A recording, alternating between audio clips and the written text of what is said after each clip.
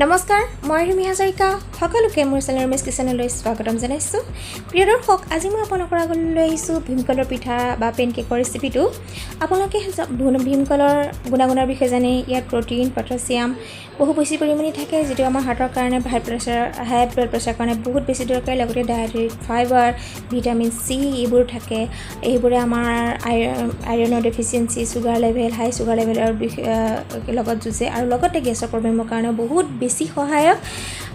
আজি মই এই ৰেচিপিটো একেবাৰে সহজতে বনাই দেখুৱাইছোঁ আৰু এই পিঠাটো খালেও বহুত পৰিমাণে শক্তি পোৱা যায়।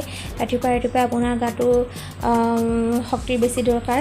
এয়া চাওক কিমান ধুনীয়াকৈ মই আপোনালোকক আগত বনাই দেখুৱাইছোঁ। বহুত ধুনীয়া চেণ্টটো ওলায়। প্ৰিয় দৰ্শক, যদি আপোনালোকৰ আজি এই ৰেচিপিটো ভাল লাগে তেনেহ'লে প্লিজ এটা লাইক কৰিব। তেনেহ'লে এয়া চাওক কিমান ধুনীয়া হৈছে। তেনেহ'লে চাওঁচোন আহক, আজি মই এই ভীমকলৰ পিঠা, শক্তিবৰ্ধক ভীমকলৰ পিঠাটো কেনেকৈ বনালোঁ।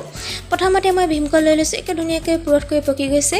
মই এতিয়া এখন ডাঙৰ চাইজৰ চেকনিৰে ধুনীয়াকৈ চেকিম, যাতে চালিলে কি হয় অলপমান গোটা থাকি যায়। এই চেকনিখনেৰে চেকিলে মানে একে পনীয়া পনীয়া হৈ যাব। পিঠাটো বনোৱাটো ভাল হ'ব আৰু বনাবলৈ সহজ হ'ব। এয়া চাওক এনেকৈ চেকি পেলাইছোঁ মই। গুটিখিনি বেলেগকৈ কৰিব একেবাৰে ধুনীয়াকৈ। এয়া চাওক ইমান ধুনীয়া ৰস ওলাই যায়। তাৰপিছত মই এনেকৈ 5টা ৰস উলিয়ালোঁ। এয়া চাওক কি মজা হৈছে ৰসখিনি। এনেকৈ যদি আপোনালোকে কেঁচাইও খায় আপোনালোকৰ বহুত বেছি উপকাৰী হয়।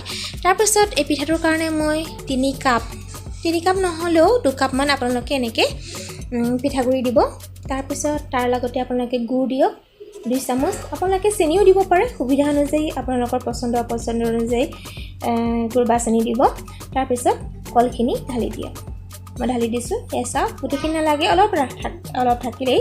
তাৰপিছত এয়া অলপমান বেকিং পাউডাৰ দিব, এচিকুট দিব। তাৰপিছত এয়া গৰম গাখীৰ অলপকৈ ঢালি আপোনালোকে ধুনীয়াকৈ মিশ্ৰণটো বনাই পেলাওক। এনেকৈ ধুনীয়াকৈ মিশ্ৰণটো বনাবলৈ যাতে গোটা অলপো নাথাকে। অলপকৈ গাখীৰখিনি এনেকৈ ঢালি থাকিব।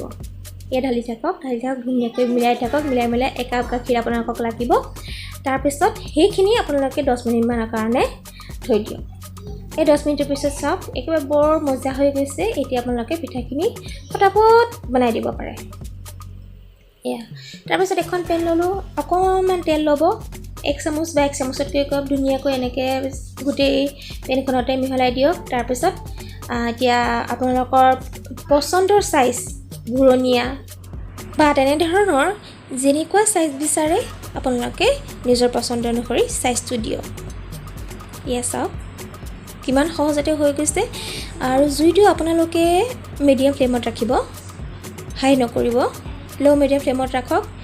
অকণমান এনেকৈ লৰাই দিয়ক। তাৰপিছত এনেকৈ লুটিয়াই দিয়ক। ব্ৰাউন কালাৰ হ'ব লাগিব।